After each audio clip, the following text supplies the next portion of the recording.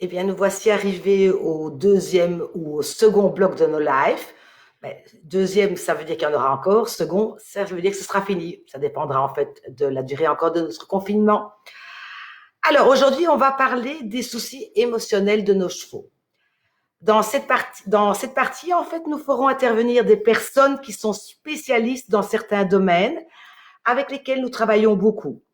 En fait, nous voulons vraiment vous donner le maximum de pistes afin de pouvoir vous aider au mieux dans les états émotionnels de vos chevaux. Alors, pour vous donner un peu l'eau à la bouche, je peux déjà vous citer le nom de deux intervenants. Vous aurez Loélia Beaufils, qui fait la page Passerelle vers le monde animal et qui vous parlera de la communication intuitive ou la communication animale. Ensuite, nous aurons Sabine Meuret qui fait un travail énergétique, sa page c'est travail énergétique sur les animaux, qui elle vous expliquera comment se passe une séance de libération émotionnelle et l'intérêt d'une telle séance. Alors, encore une fois, pour le psycho-émotionnel, il va falloir voir le cheval dans son ensemble. On va par exemple prendre un exemple. Imaginez que votre cheval, il est fou furieux en concours. Qu'est-ce que vous allez faire les trois quarts du temps? Ben, vous allez lui donner des plantes calmantes. Et ça a marché une fois, deux fois. Et en fait, vous n'aurez pas été au fond du problème. Et donc, à un moment donné, vos plantes calmantes ne marcheront tout simplement plus. Alors, c'est aussi une ineptie de donner des plantes calmantes parce que, par exemple, vous pouvez avoir votre cheval qui est un fou furieux parce que tout simplement, il manque de confiance en lui. Donc, ça veut dire que c'est un cheval qui va peut-être fuir tout le temps pour ne pas devoir affronter les choses. Alors que peut-être, il faudrait peut-être lui donner de la confiance, du courage avec certaines plantes ou en olfacto ou en fleur de bac ou quoi que ce soit. Donc, ce qui est important, c'est il faut se poser la question. Pourquoi est-ce que mon cheval est fou furieux quand on va en concours?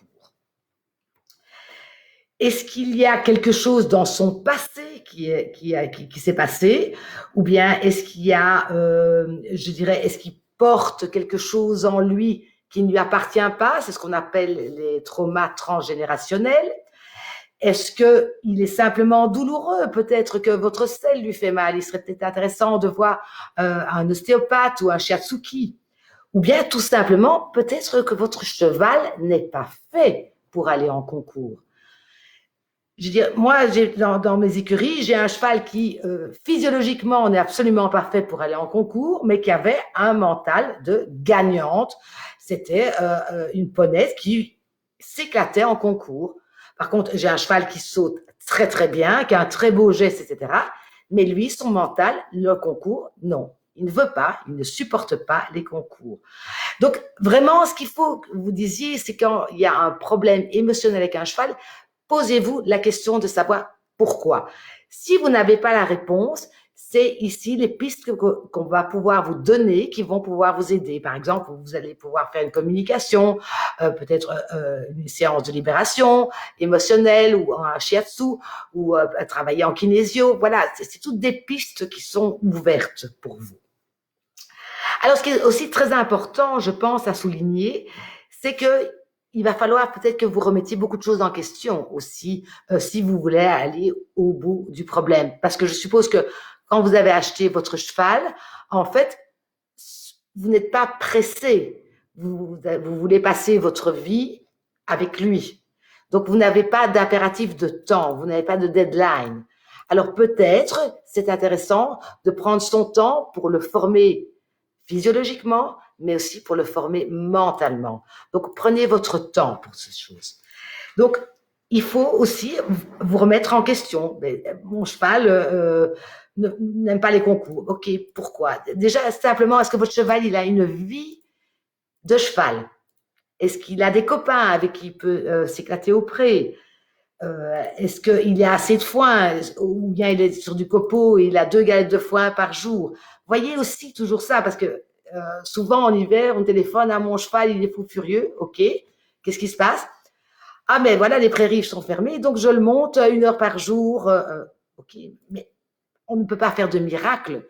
Il faut essayer d'avoir une hygiène de vie pour votre cheval, comme vous en avez une pour vous. C'est pas parce que en hiver il fait mauvais que vous ne faites plus de sport, que vous ne voyez plus vos copains. Ça, c'est déjà une chose. Alors, il faut aussi, quand vous avez ce genre de soucis, vous remettre en question vous. L'effet miroir, c'est quelque chose qui est vraiment tout à fait bien connu. Alors parfois, si vous n'êtes pas bien, si vous avez un coup de blues, si vous êtes énervé, votre patron vous tape sur le système, eh bien, si vous allez, vous dites, ben, je vais me changer les idées, je vais aller monter à cheval. C'est peut-être pas le bon plan. Parce que si vous avez une bonne relation avec votre cheval, une relation fusionnelle, eh bien, tout votre petit bagage de nerfs, etc., ben, vous allez le déposer sur le dos de votre cheval. Et puis, c'est lui qui devra se débrouiller avec. Parce que vous, ben, vous serez changé les idées, mais lui, il va rester avec cette valise de problèmes sur le dos. Donc, si vous n'êtes pas bien à un moment donné, ben, au lieu d'aller voir votre cheval, allez faire une grande balade en forêt peut-être. Et croyez-moi, votre cheval ne s'en portera pas moins bien si vous ne l'avez pas monté aujourd'hui parce que vous n'êtes pas bien. Voilà, ça c'est un petit peu, je dirais, l'introduction pour vous expliquer que vraiment, il faut, pour le psycho-émotionnel, il faut tenir compte de nombreux paramètres. Alors, mon but, évidemment, c'est pas du tout de vous faire culpabiliser. Moi, ici, je veux vous aider, vous donner des pistes à suivre pour que cette relation soit au beau fixe avec votre cheval. Alors maintenant, on va rentrer un peu dans le vif du sujet. On va parler de l'olfactothérapie. Alors, l'olfactothérapie, ben, c'est l'utilisation des huiles essentielles qu'on va faire sentir au cheval. Avant toute chose, on va parler finalement de l'émotion. Qu'est-ce que c'est une émotion? Eh bien, une émotion, c'est étymologiquement, voilà, c'est très dur, on a et puis motion. Et c'est extérieur, vers l'extérieur, émotion, c'est un mouvement. Donc, c'est un mouvement qui doit sortir. Une émotion, en général, c'est bref, intense et impulsif. C'est pas contrôlable. Alors, je pense qu'on on en connaît tous, mais c'est la peur, c'est la tristesse, c'est la colère. Voilà, ce sont des émotions les plus courantes. Et les émotions, elles sont vraiment indispensables aussi pour le bien-être physiologique du cheval. Pourquoi? Parce qu'il a une fonction biorégulatrice. Il va participer à l'équilibre global. Chaque fois que vous avez une émotion, ben, il y a une création d'hormones qui se fait. Si vous avez peur, eh ben, vous allez avoir des endomorphines boum, qui vont vous faire fuir. En fait, et c'est indispensable à notre corps. Une émotion, ben, ça se déploie en 3 temps. Avec votre cheval, vous êtes en balade, et puis le sachet en plastique, il est là. C'est ce qu'on appelle la charge de l'émotion. Donc le cheval, sachet en plastique. À ce moment-là, votre cheval se tend. C'est ce qu'on appelle le temps de la tension. Il est tendu. Et puis, si l'émotion est bonne, c'est-à-dire le cheval va aller sentir le sachet en plastique, il va faire « Ouh, super ». Ça, c'est la décharge de l'émotion. Et ça, c'est comme ça que ça doit se passer. Par contre, si votre cheval, il voit le sac plastique, il se tend, et il se retourne et fout le camp, il n'a pas déchargé l'émotion. L'émotion a été ce qu'on appelle refoulée. Donc, ça veut dire qu'une émotion qui est non refoulée, elle n'est pas exprimée. Et le corps, lui, va rester en tension. Et c'est pour ça qu'on remarque de plus en plus que les chevaux sont en stress chronique parce que leur corps est en tension tout le temps.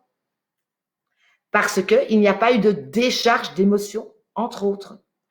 Et donc, à partir du moment où ce corps va rester en tension et sous stress, vous allez avoir des conséquences néfastes au niveau de la santé, au niveau du bien-être de votre cheval et simplement au niveau du travail avec votre cheval. Pourquoi? Parce qu'un cheval qui est stressé de manière chronique, eh bien, ses capacités d'apprentissage, elles descendent. Donc, c'est très important que ces émotions sortent. Alors, donc, en fait, on va parler d'olfactothérapie, qui est l'olfaction, qui est un des 5 sens. On va parler brièvement des 4 autres sens de manière physiologique pour que vous compreniez, pour que vous ayez des petites mises au point, je dirais. Mais la première, c'est l'ouïe.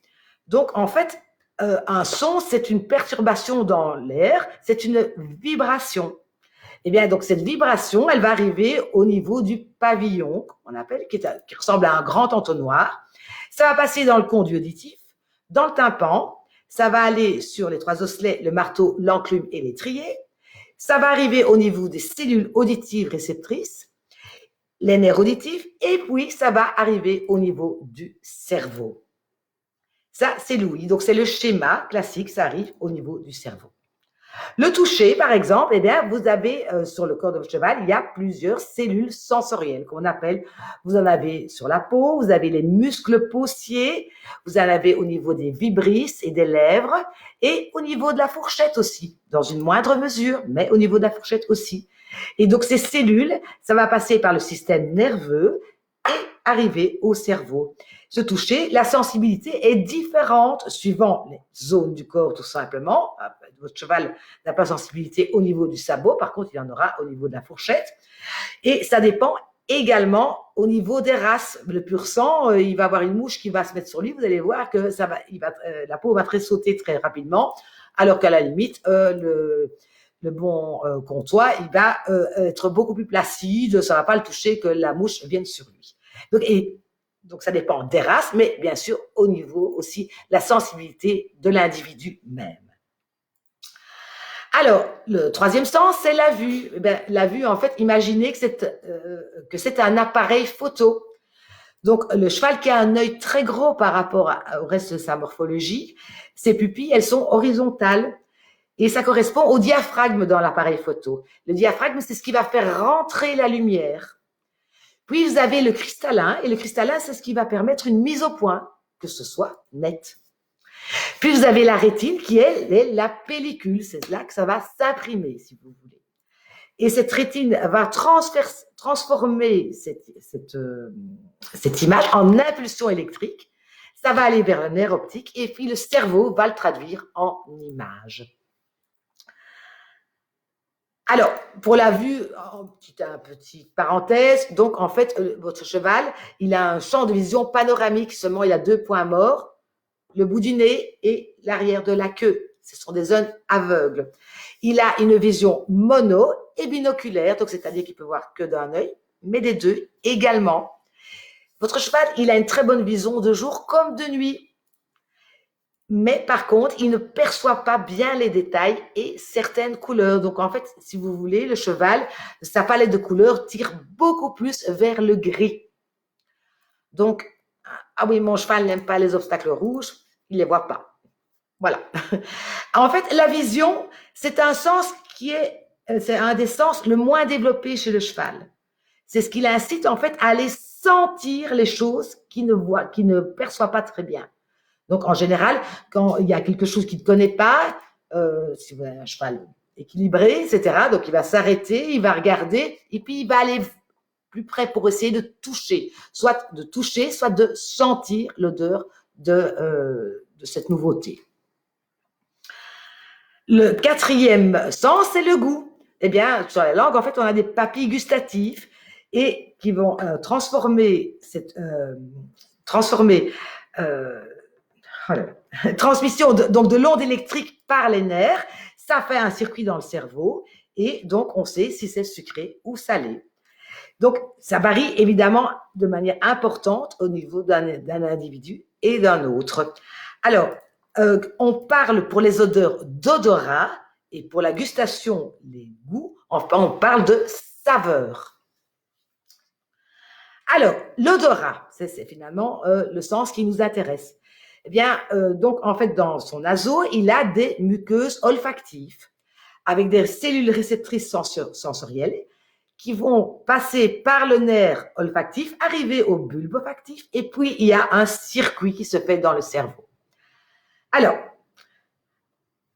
au début, on se disait que les 4 premiers sens dont on a parlé, eh bien, ils s'adressaient au cerveau reptilien et que l'odorat s'adressait au cerveau limbique.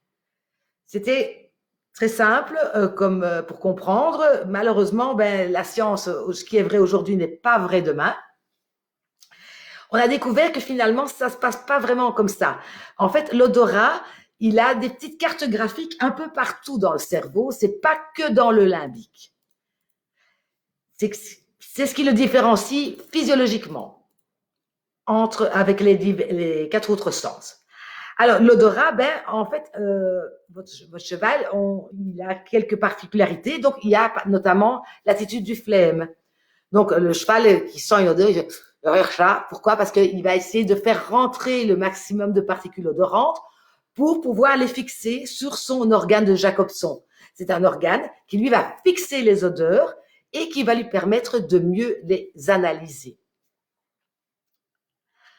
Alors, maintenant, donc on a vu brièvement en fait sur le plan physiologique. Maintenant, sur le plan pratique, comment ça se passe? Pour essayer de vous faire comprendre quelle est la grande différence entre l'olfaction et les quatre autres sens. Par exemple, pour Louis, si je vous demande, tiens, est-ce que ce son est court ou long? Est-ce que ce son est aigu ou grave? Vous allez savoir de quoi je parle. Pourquoi? Parce qu'en fait, un son, on peut le définir grâce à l'intensité, dire si c'est un son faible ou un son fort, grâce à sa fréquence, c'est grave ou c'est aigu, grâce à sa durée, est-ce que c'est un son court ou est-ce que c'est un son long. Donc, on parvient à définir un son. Si je vous demande, mets-moi un peu un son aigu, vous allez savoir de quoi je parle. Alors, sur le plan du toucher, par exemple, là également, on peut le définir. Parce que si je dis, donne-moi quelque chose de froid, vous allez me donner un glaçon. Ou donne-moi quelque chose de chaud, vous allez me donner une bouilloire. Donne-moi quelque chose de fin, vous allez me donner une feuille, par exemple. Par contre, donne-moi quelque chose d'épais, vous allez me donner je sais pas moi, un matelas. Voilà. Donc, en fait, parce que dans le toucher, on parvient à définir ce dont on parle, si vous voulez, parce qu'on a des informations sur la texture, ça peut être rugueux ou lisse, sur la température, c'est froid ou c'est chaud, sur la consistance, c'est mou ou c'est dur, sur l'épaisseur, c'est fin ou c'est épais. Sur le plan pratique également, au niveau de la vue, on va de nouveau pouvoir définir. Si je vous dis, montre-moi un arbre, vous allez savoir de quoi on parle. Tiens, de quelle couleur est le soleil? Le soleil est jaune. De nouveau, est-ce que, donne-moi, oui, tiens, cet obstacle, donne-moi l'obstacle le plus près de moi. Ah, ben c'est l'obstacle numéro 1, ok. Donc, on a une définition possible au niveau de la taille, au niveau de la distance, et parce que dans l'apprentissage, on sait qu'un arbre, c'est un arbre. Qu'une fleur, c'est une fleur. Le goût, pour le goût, c'est exactement la même chose. Donc, si je vous fais goûter quelque chose à l'aveugle, et je vais vous demander, ben là, dans tout ce que je t'ai fait goûter, dis-moi lequel était sucré, le 1, le 2 ou le 3, vous allez savoir me répondre. Parce qu'on a une possibilité de définir le goût, les saveurs, si vous voulez. Les saveurs, elles peuvent être soit sucrées, soit salées, soit acides, soit amères. Alors, l'odorat, c'est là que les Romains s'empoignèrent. Imaginez que je prenne 3 huiles essentielles et que j'en définisse une avec un mot. Et que je vous dis, voilà, par exemple, je dirais envahissante. Pour moi, cette huile essentielle, si je devais la définir son odeur, je dirais envahissante. Et je vous demande de sentir les 3 huiles essentielles et de me dire laquelle j'ai définie comme étant envahissante. Et c'est à ce moment-là qu'on se rend compte qu'en fait, c'est impossible de définir une odeur. Pourquoi?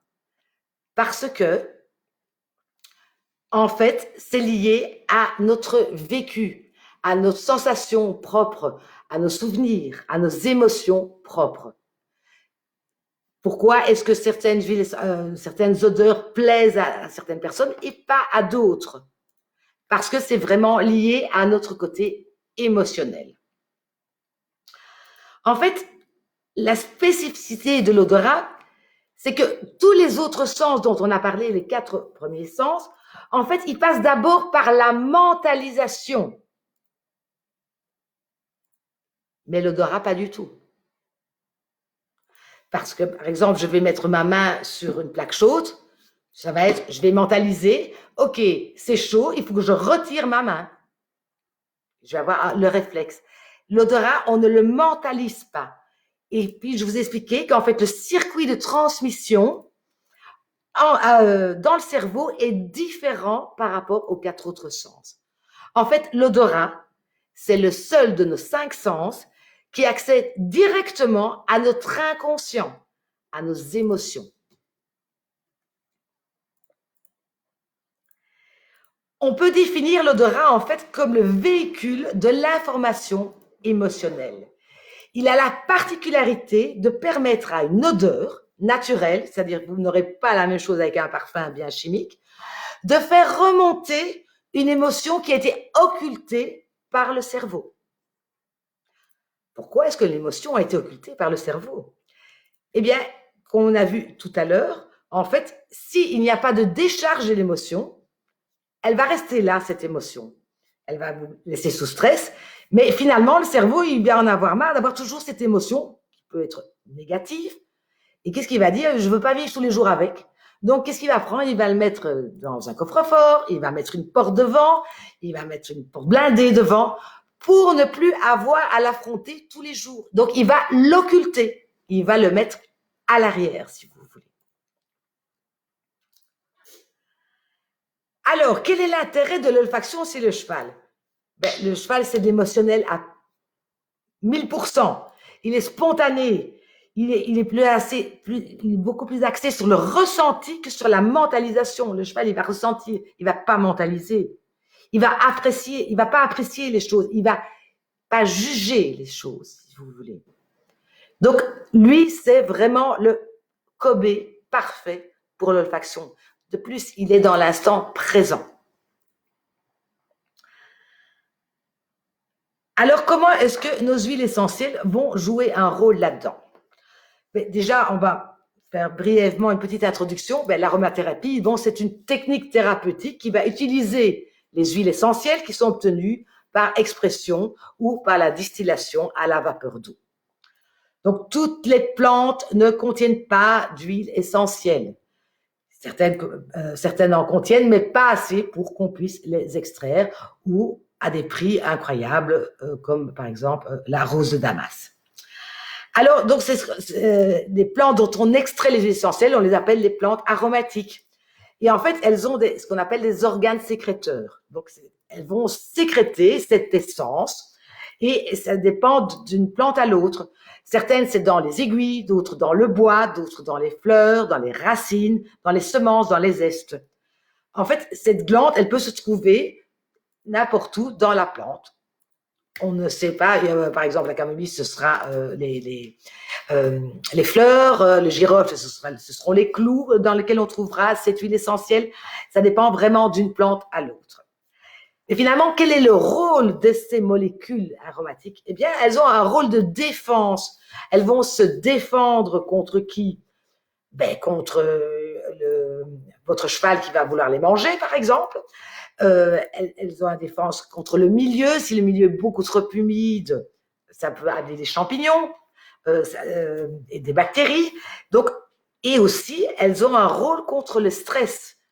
Parce que les plantes peuvent être stressées comme nous, absolument, peut-être pas pour les mêmes raisons, mais elles peuvent être stressées comme nous. Alors, je vais 2 minutes vous parler, parce que de molécules chimiques, en fait, je vais vous donner des noms. Je ne peux pas entrer là-dedans parce que sinon on va y passer la nuit. En fait, les huiles essentielles, elles ont des chémotypes, c'est leur carte d'identité, c'est-à-dire qu'on va dire, voilà, elle est à cinéole, elle contient beaucoup de cinéole, elle est à verbénone parce qu'elle contient beaucoup de verbénone qui est une molécule chimique.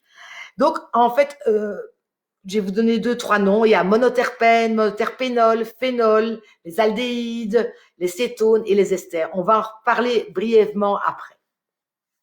Donc, ce sont des molécules qui sont volatiles. l'huile essentielle est très très volatile. Donc n'oubliez pas que si vous voulez travailler en olfaction, de bien reboucher votre petit flacon. Alors, nos huiles essentielles, ben, qu'est-ce qu'elles ont en fait? Une huile essentielle, c'est plusieurs choses. Donc, c'est des molécules biochimiques, c'est un parfum ou un arôme, mais c'est surtout une lame de la plante.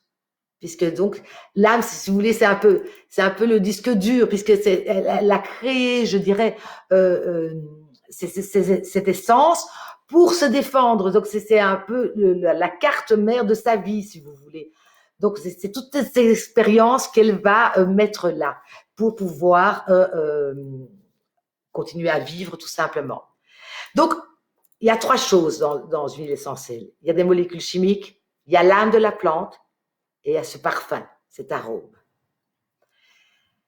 Et en fait, c'est les huiles essentielles, on va le voir plus loin, elles entrent vraiment en cohérence avec le corps de votre cheval. Les actions des huiles essentielles, ben, il y en a trois. Ben, il y a notamment la biochimique, mais ça, on ne va pas en parler puisqu'on ne va pas voir ce point de vue thérapeutique. Et la deuxième, c'est l'énergétique, l'action énergétique des huiles essentielles et l'action informationnelle ou subtile, comme on appelle. Alors, dans mon action énergétique, vous avez un monsieur qui s'appelle Claude Vincent, qui était un hydrologue. Donc, il analysait en fait l'activité bioélectrique de l'eau. Et il a fait un espèce de diagramme que je vais vous montrer tout de suite. Et c'est ce qu'on appelle un référentiel électrique. Donc, c'est pour calculer l'activité bioélectrique de l'eau dans son premier cas, mais après, il l'a adapté avec les huiles essentielles. Donc, l'activité bioélectrique des huiles essentielles.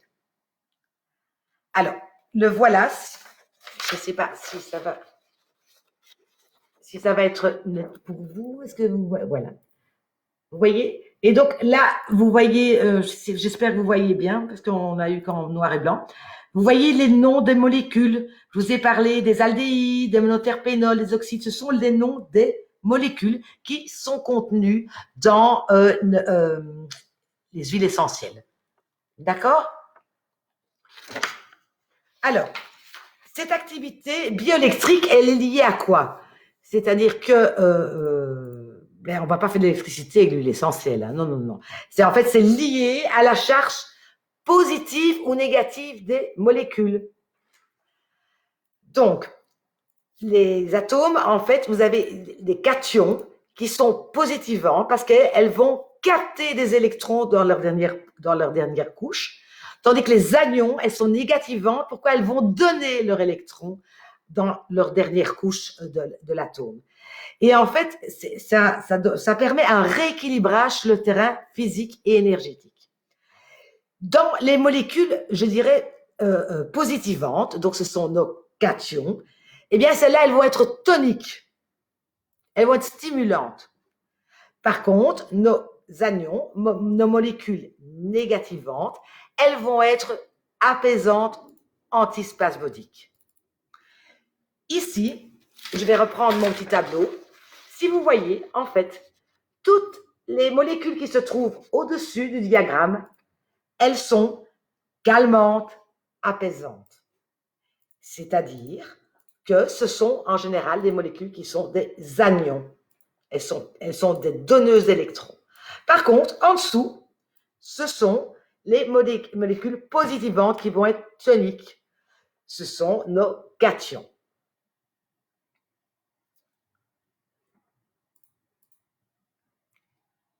Donc, ça nous donne déjà une certaine indication pour aider nos chevaux. Pourquoi? Si j'ai un cheval qui est, je dirais, beaucoup trop tonique, etc., je vais aller chercher, je vais lui faire sentir des huiles essentielles qui se trouvent ici. Donc, je vais lui faire sentir des esters, des aldéhydes, des coumarines, des cétones, faire sentir, hein, on est bien d'accord, des sesquiterpènes éventuellement.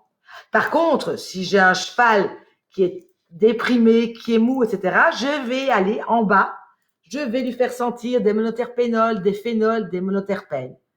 Tout simplement, ça c'est grâce à l'activité bioélectrique de nos huiles essentielles. Alors, toujours dans notre action énergétique, on a le pouvoir vibratoire des huiles essentielles. On sait que toute énergie, tout vivre, tout est une fréquence. Einstein le disait aussi, le moindre composant de la nature, il a un flux d'énergie électrique. Il donne des vibrations qui lui sont propres, évidemment, ces vibrations. Et chaque vibration, elle est quantifiable par une fréquence spécifique. Vous avez le bovis, par exemple, et les gens qui travaillent à l'échelle de l'Echter. Voilà, donc en fait, c'est le pouvoir vibratoire des huiles essentielles. Donc les huiles essentielles, elles sont énergie, elles vibrent, elles ont une fréquence. Alors, la fréquence du vivant, imaginez en fait que votre cheval, lui aussi, chaque cellule, chaque organe vibre d'une certaine manière et il y a une certaine cohérence dans ces diverses vibrations. C'est un bel ensemble, c'est un orchestre si vous voulez. Et cet orchestre, évidemment, c'est le baromètre de la santé. Si à un moment donné, il y a des vibrations qui deviennent chaotiques ou complètement incohérentes, pardon, on va sortir hors de la gamme optimale de ce baromètre de la santé. Et le système de guérison du corps, il va être tout simplement compromis. Donc, c'est vraiment ça. Donc, imaginez que le corps de cheval, c'est un baromètre. Et il y a un orchestre qui joue, il est toujours bien, etc. Et puis, il y a par exemple, le foie qui va pas bien. Donc, il commence à vibrer pas de la bonne manière.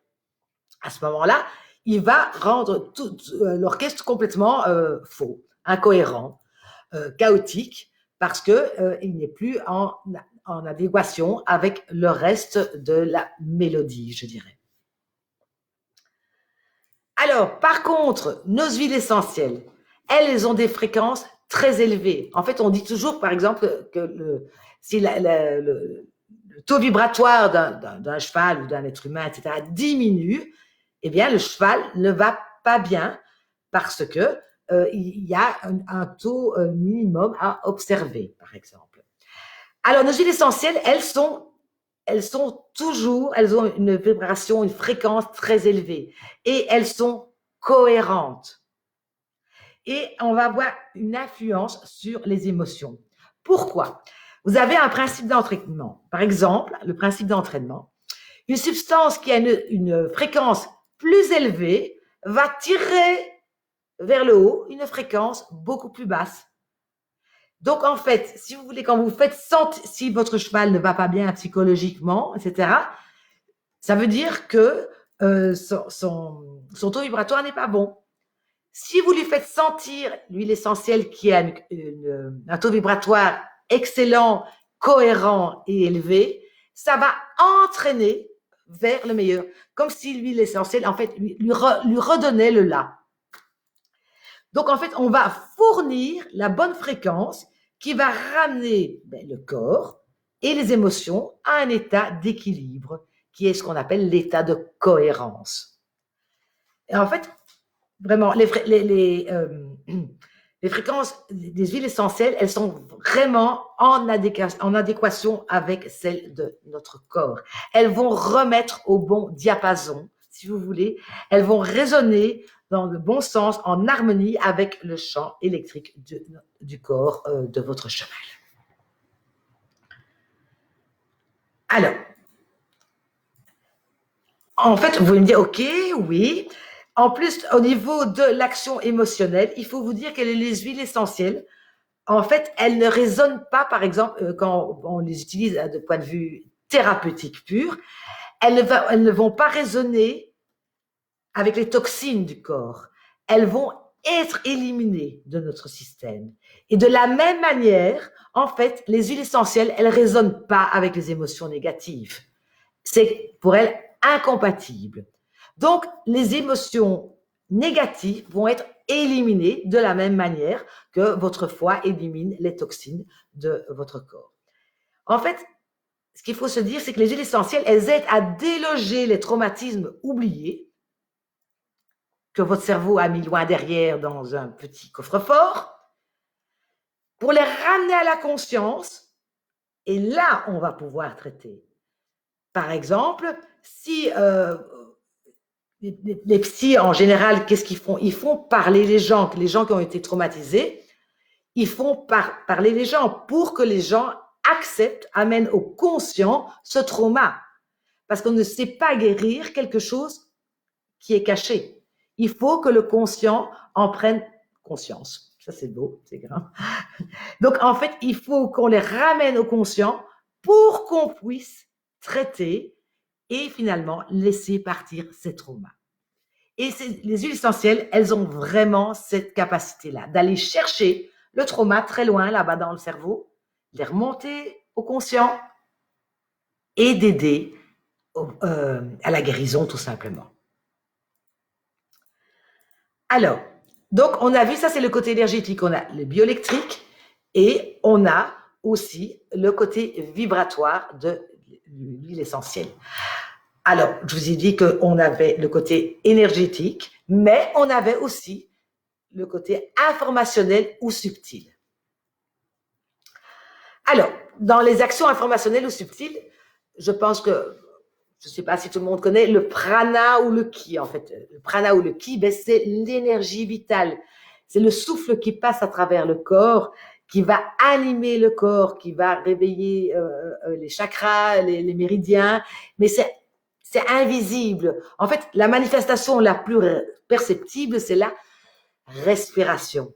Le prana, quand vous n'êtes pas bien, que vous avez une crise d'angoisse, on vous dit respirez. C'est aller chercher cette énergie vitale. D'accord? Alors,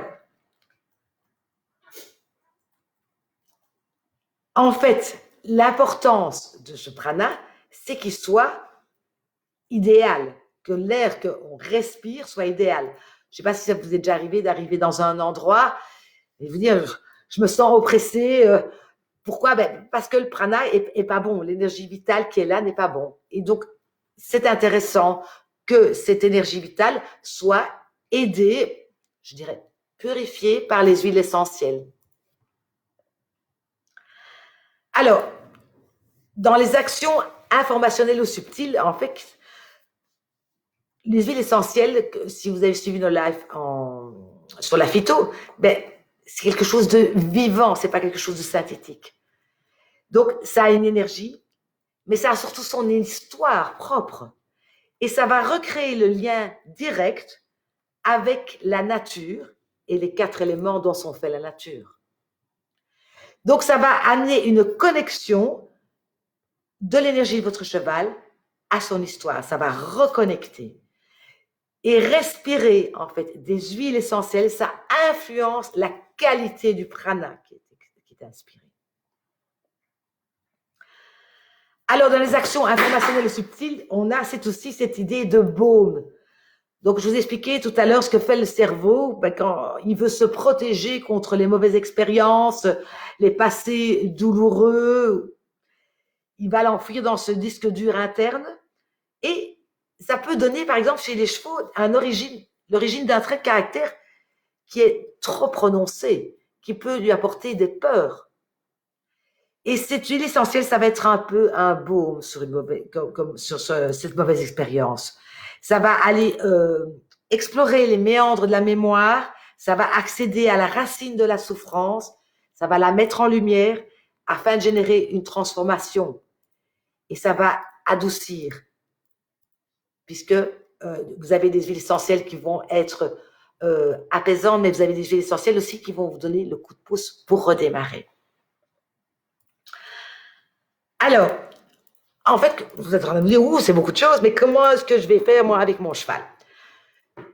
Donc, en fait, le but, ça va être de faire respirer des huiles essentielles à votre cheval. Mais quelle huile essentielle?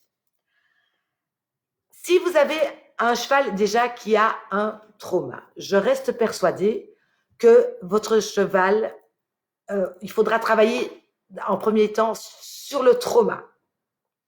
Et puis après, on pourra travailler sur le fond. Puisque si votre cheval a déclaré un trauma pour une raison ou pour une autre, parce que cette émotion n'est pas sortie, pourquoi est-ce qu'il n'a pas laissé sortir, etc., ça veut dire que déjà, au départ, le psycho-émotionnel était un peu faible. Et là, on va utiliser des huiles essentielles pour que ça n'arrive plus jamais, pour que l'équilibre soit correct à votre cheval et qu'il puisse accepter les émotions qui arrivent dans sa vie. Comme nous, on est confronté à un deuil, à une colère, etc. Mais ce sont des émotions normales qu'on doit pouvoir supporter. Si on ne les supporte pas, je parle du deuil, mais il y a toute une période évidemment pour faire passer le deuil, mais ce sont les choses de la vie, c'est normal. Et notre corps et notre mental est prévu pour le faire si on n'a pas de problème à la base. Et c'est la même chose pour le cheval en fait. Pourquoi est-ce que certaines choses touchent un cheval et pas l'autre? Parce que sa réaction à ses émotions est différente en fonction de sa sensibilité, de sa faiblesse ou de sa force, d'une manière ou d'une autre. Donc, en fait, moi, j'aime bien travailler en 3 temps, en 2 temps, pardon, excusez-moi. C'est, je vais essayer de trouver quelle est la source première du trauma, que ce soit simplement par, je dirais, l'expérience du propriétaire qui peut me raconter, ah ben oui, il a été mal sevré, ah oui, il a perdu sa copine, etc. Ou bien simplement parce que vous avez fait appel à une communication ou à une séance de libération émotionnelle, il est apparu que finalement ce trauma lui appartenait pas, mais appartenait à sa maman dans le transgénérationnel. On va, là pour le moment, on est en train de finir en fait 3 synergies. Synergie pour le deuil, pour les mauvais passés et la 3e synergie pour ce qu'on appelle le rescue olfactif. Et en fait, là, on va pas travailler en unitaire, on va travailler en synergie. Pourquoi? Parce que je vais avoir des plantes dedans qui vont apaiser, calmer, materner, je dirais, en disant mais tout va bien. Mais à côté, je vais avoir des plantes des huiles essentielles, pardon, excusez-moi, qui vont dire ok, maintenant c'est bon, on avance, parce que ça ne sert à rien de se complaire dans son malheur. À un moment donné, il faut avancer. Et c'est ça, en fait, les huiles essentielles, elles vont lui dire ben viens avec moi, tout ira bien, etc. Et puis bon, écoute, maintenant c'est bon, on y va. Par exemple, vous avez des huiles essentielles qui sont encourageantes, comme par exemple le laurier noble. Par exemple, vous avez des qui sont apaisantes, comme la lavande, la camomille. Mais là, on est dans une synergie. Il y a 4 huiles essentielles qui vont faire leur travail, qui vont aller chercher le trauma, qui vont le ramener tout doucement. Ah, mais non, je veux pas sortir, etc. Mais si, moi je suis là, le laurier noble, je suis là, je vais te pousser en avant, on va y aller. Ah oui, mais j'ai peur. Ben non, je vais avoir ma lavande qui va c'est pas les huiles essentielles que j'ai prises, je vous donne des exemples. Voilà. Et donc là, on va travailler sur le trauma. Et ce trauma, vous pouvez le travailler en olfaction, mais vous pouvez éventuellement, et j'insiste, même pas éventuellement, vous pouvez certainement vous aider d'autres personnes. Un shiatsuki peut travailler sur le niveau, au niveau émotionnel également pour un cheval, pour remettre les énergies en route. Un kinésiologue peut vous aider peut-être pour certaines choses. Voilà, l'important, c'est de mettre tout en place pour le meilleur. Donc ça, c'est la première étape. Je vais essayer d'aller sortir le trauma. Et puis, quand ce sera résolu, je vais me dire, je ne veux plus jamais que ça arrive. Et là, je vais travailler avec des huiles essentielles en unitaire. Et c'est le cheval qui va me dire laquelle il veut. Et là, en fait, j'ai trois méthodes que j'ai faites. En fait, j'ai la méthode des chakras. Les ostéopathes, finalement, utilisent ça facilement quand ils ont des ressentis à ce niveau-là. Ils vont faire sentir au cheval telle huile essentielle qui se raccorde à tel chakra. J'ai la méthode, en fait, des tempéraments d'Hippocrate qu'on peut remettre en parallèle avec les caractères de Patparelli, les introvertis, les extravertis, etc. J'ai croisé ça, et ça marche vraiment de manière très, très intéressante. Et la 3e méthode, c'est pour les gens qui sont branchés médecine chinoise, où là, j'ai fait le rapport entre les éléments et les parties de la plante dont est extraite l'huile essentielle. Et on va en choisir une pour le trop, si on est en trop plein ou en vide, etc. Voilà, mais ça, c'est toute une formation. Il y a quelques personnes qui ont déjà été formées. Si c'est quelque chose qui vous intéresse, voilà, je peux vous donner des coordonnées. Et en fait, c'est le cheval qui va, soit d'une méthode, soit d'une autre, qui va choisir son odeur, je dirais, et ça va être son doudou. C'est-à-dire que si vous savez qu'à un moment donné, vous allez avoir un problème, il transporte mal, etc., mais cette odeur qu'il a choisie, vous allez en mettre dans les bons moments. Vous allez en mettre sur son licol, quand vous le brossez, de façon à ce qu'il associe ces bons moments à des moments de calme, de joie, tout simplement. Et puis, vous allez le mettre, par exemple, sur les barres du van, cette odeur que le cheval a choisie, entendons-nous bien. Ça veut dire que quand il va stresser, eh bien, il va pouvoir se raccrocher à cette odeur, comme en fait, comme un enfant se raccroche à un doudou. Voilà. Donc, je pense que c'est peut-être un peu complexe. J'espère que j'ai pas été trop vite. Voilà, mais c'est en fait une méthode très très douce. Là, on n'impose rien au cheval. On lui dit, est-ce que tu es OK, etc. Puisque bon, de nouveau, les synergies, on ne va pas les mettre directement sur le cheval. On va attendre que le cheval vienne les chercher. Donc, par exemple, le cheval du deuil, eh bien, le propriétaire, la synergie du deuil, le propriétaire va en mettre sur ses poignets. Et chaque fois qu'il va aller voir son cheval, et puis à un moment donné, sans le présenter au cheval, et puis à un moment donné, le cheval va venir dire, wow, je peux un petit peu voir, je peux sentir un peu cette odeur. Et une fois que le cheval vient sentir l'odeur, ça veut dire, je suis OK, je veux bien qu'on en parle. Je veux bien qu'on arrive à faire passer ce trauma. Parce que, encore une fois, un trauma, on ne peut pas décider, ah ben non, je vais faire passer ton trauma aujourd'hui. Il faut que le cheval soit prêt. Sinon, vous pourrez lui donner tout ce que vous voulez. S'il n'est pas prêt à lâcher prise, à se laisser aller, à voir ce qui lui est arrivé, etc., ça ne donnera rien. Donc là, c'est au moment où le cheval va accepter qu'on va en mettre dans les mamans. Et puis après, on va déterminer une huile essentielle qui va lui servir de doudou, que lui va choisir en disant, moi, je veux celle-là.